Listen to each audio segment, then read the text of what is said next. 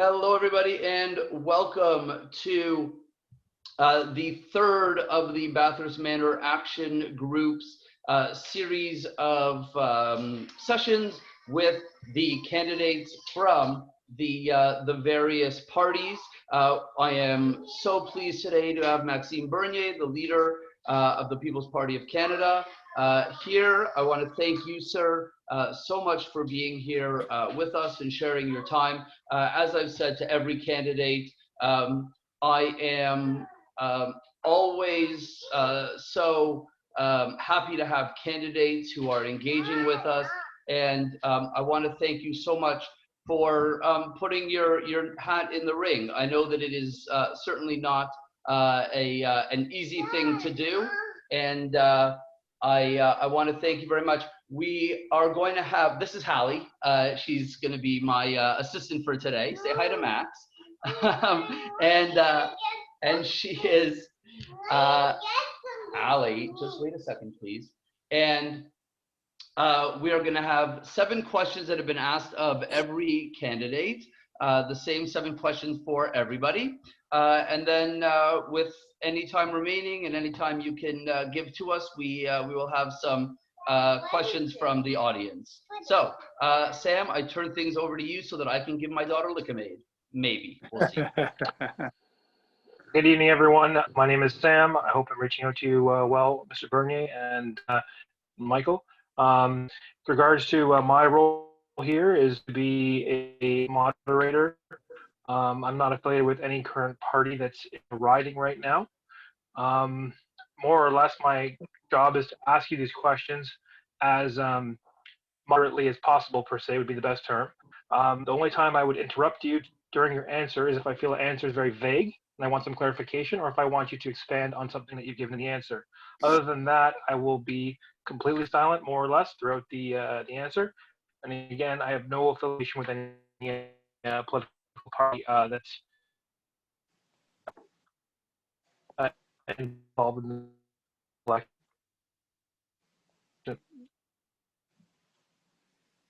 Yeah, Sam, I cannot hear you. Sam? Mr. Bernier, could you tell us a little bit more about yourself? Okay, we're speaking with Sam, right? So I'll go ahead a little bit if you can hear me. Yes, I can. Yeah. Okay, wonderful.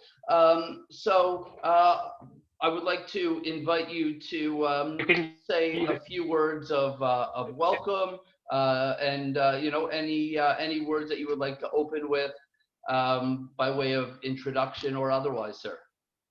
Yes, okay. Thank you very much. I really appreciate this opportunity to be with you tonight. And for me, I'm running in York Centre. We have a candidate in Toronto Centre, Baljit Bawa, who is running also for the People's Party of Canada. And our goal is to give an opportunity to people living in both ridings to be able to vote for a different alternative at the federal level. We, the People's Party, were the only party who fight against more lockdowns, the only party who that wants to have more freedom and less government. And so the most important for us also, we want to be sure to have a discussion on immigration. We have a policy that is very different than the other political parties. So that's why I'm running. I'm running because we have a strong platform based on 4 principles: individual freedom, personal responsibility, respect, and fairness. And if you go on our website, the People's Party of Canada, you'll see our policies over there.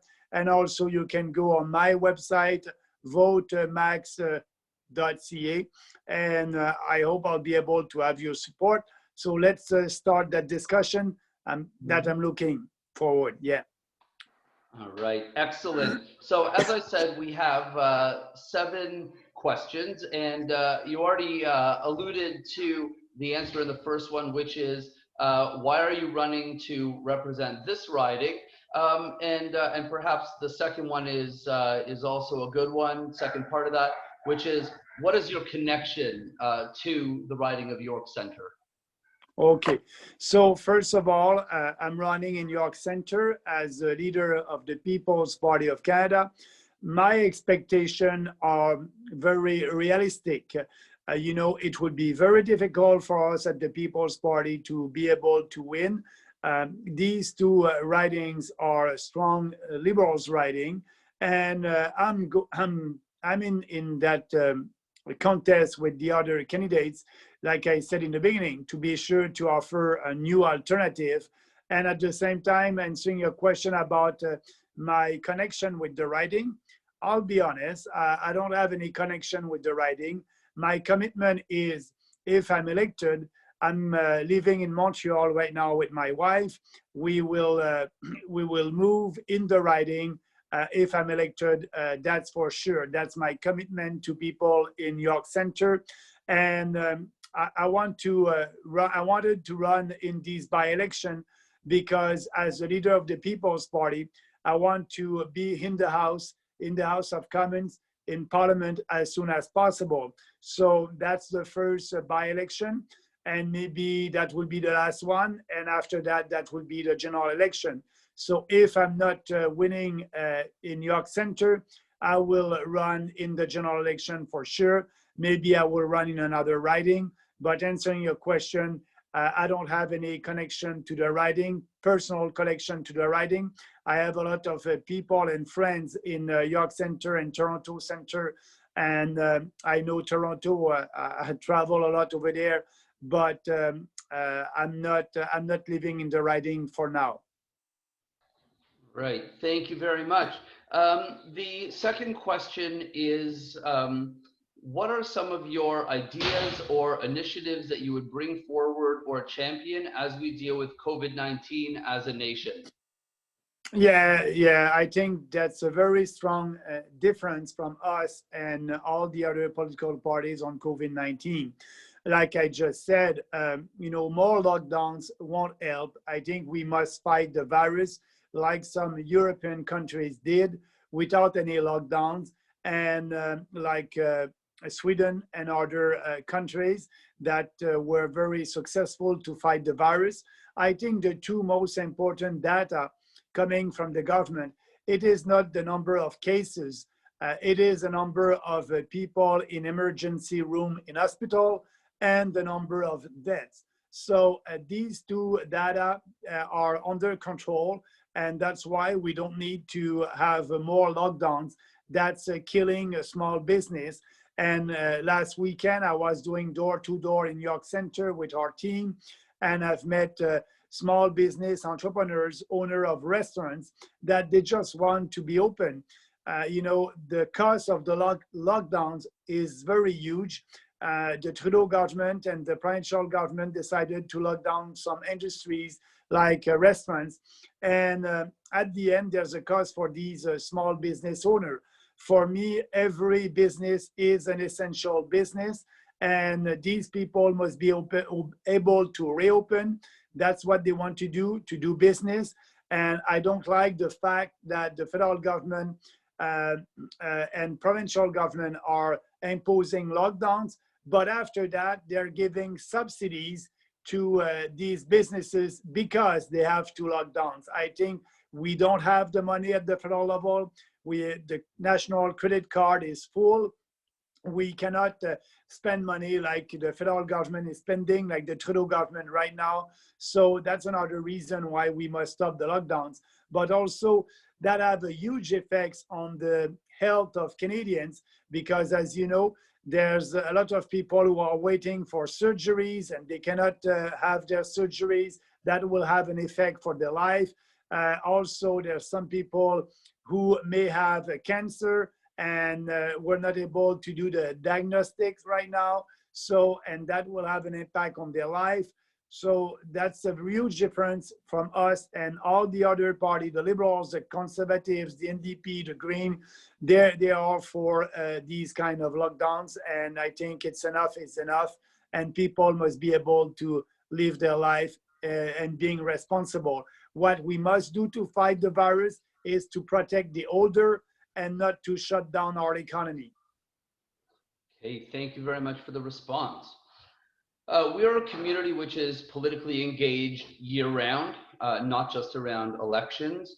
How will you structure your engagement with us as individuals as well as a collective community?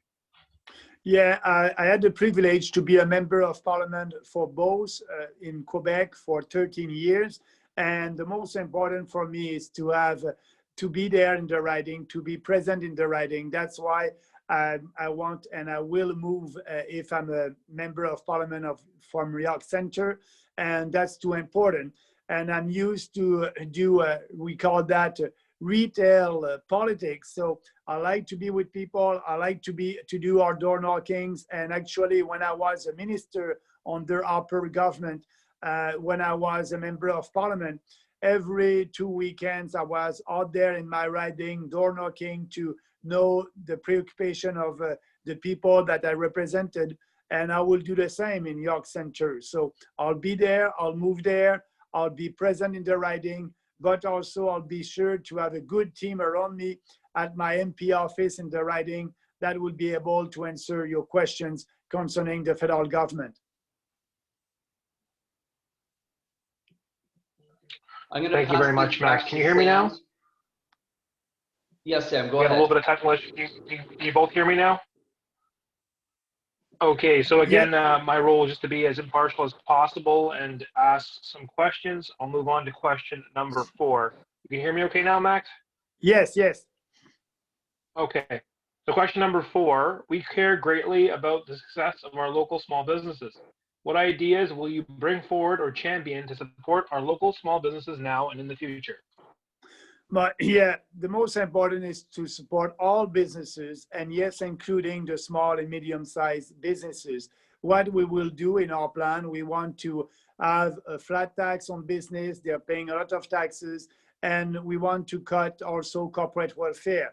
It is not fair that the federal government is forcing small business owners to pay taxes, and after that, giving that to Bombardier or GM, huge subsidies to big business like that. And the small business owner are paying for that, but they're not able to have a grant and subsidies like GM or Bombardier. So what we must do, we must end corporate welfare, use that money. We can save around $4 billion and use that money to lower taxes to every single small business owner and businesses. So that would be a fair policy, and that would be a policy that will help everybody. And I know that small business are paying a lot of taxes, but also they have to be in line with a lot of regulations coming from the federal government. And I think we must review all the regulations and that the federal government is imposing on small business owners. So our commitment is to end corporate welfare, use that money that will save to lower taxes to every entrepreneur in this country. Thank you for your answer. That brings me to the next question. Very clear answer. Question number 5. What are your main areas of interest regarding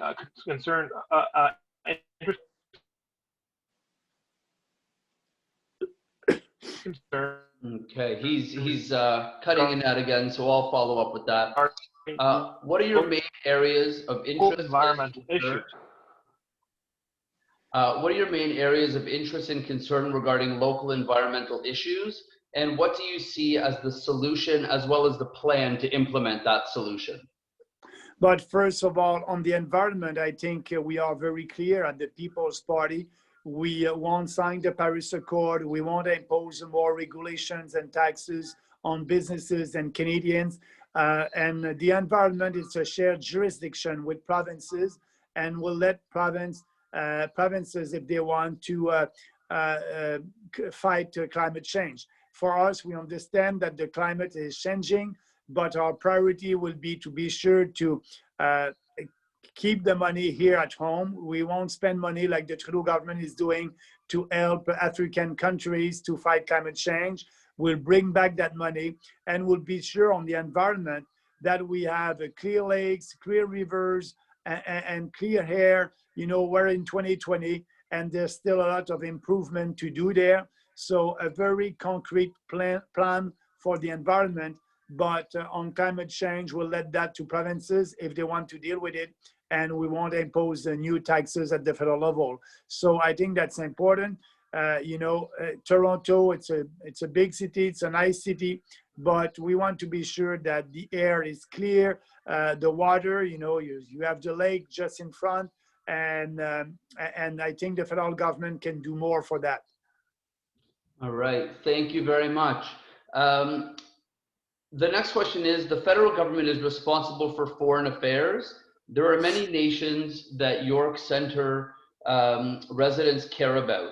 What are your areas that are particularly interesting or that you're particularly engaged or passionate about on the foreign affairs front?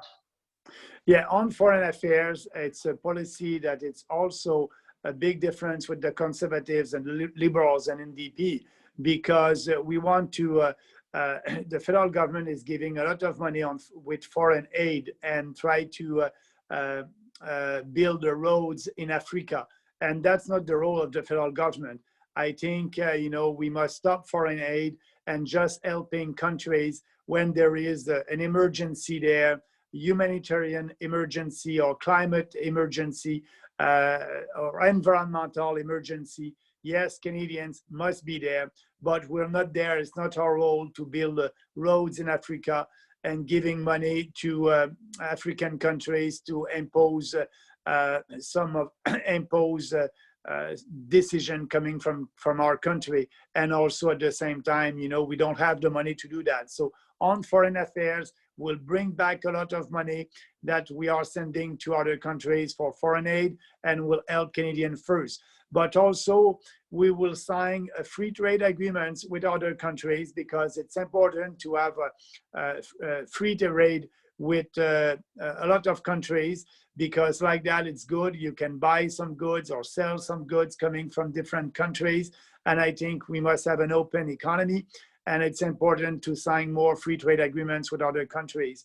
That's part of our proposal. If you have more freedom, if you are able to sell Canadian goods to other countries and buy their goods, it would be good for both countries. So that's part of our commitment, to have more free trade agreements with countries where we don't have a free trade agreement. Excellent. Thank you very much for that response. We've also been a community that over the last 3 or 4 years, we've been discussing issues around women's rights as well as anti-Black racism. What are your thoughts on both of these issues as they become really the forefront of human rights discussions?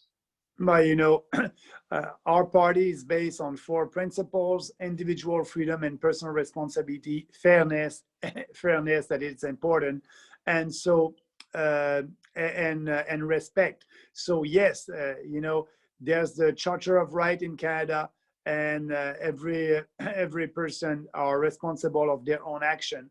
But at the same time, the federal government has a role to play. And I think the most important about racism, it's the institutional racism that we have in this country. I'm saying that because the federal government, with the Indian Act, that's institutional racism. It's based on race. And our position is to abolish the Indian Act, and being sure that women on reserve, outside reserve, and every Canadian will have the same rights like under the Charter of Rights. So, we are for us, all lives matter, and that's very important. And yes, but I don't believe that here in this country, we have a systemic racism. I think Canadians, are very, they respect each other, and that's important. And yes, in a society, you can have some people that have a racist behavior, but that's not systemic. What is systemic or institutional? That's the Indian Act, and that's why we must abolish that. Thank you very much for that answer. So those are the 7 responses and the 7 of our questions. I am being told by Zoom that we have 5 more minutes in this meeting. So what I'm going to ask is for people to follow the following link that I'm putting in the chat now. I am hoping that this will work. I apologize for that. I am copying people's questions, and so when we get into the other chat, we will be able to continue with the questions that are in there. So if everybody can head over to that other chat, I will end this one and we can go over there. I'm sorry for needing to do this, but on the time that we had, I needed to set it up this way. So yeah, if everybody could go over there, that would be great. Thank you. Thank you.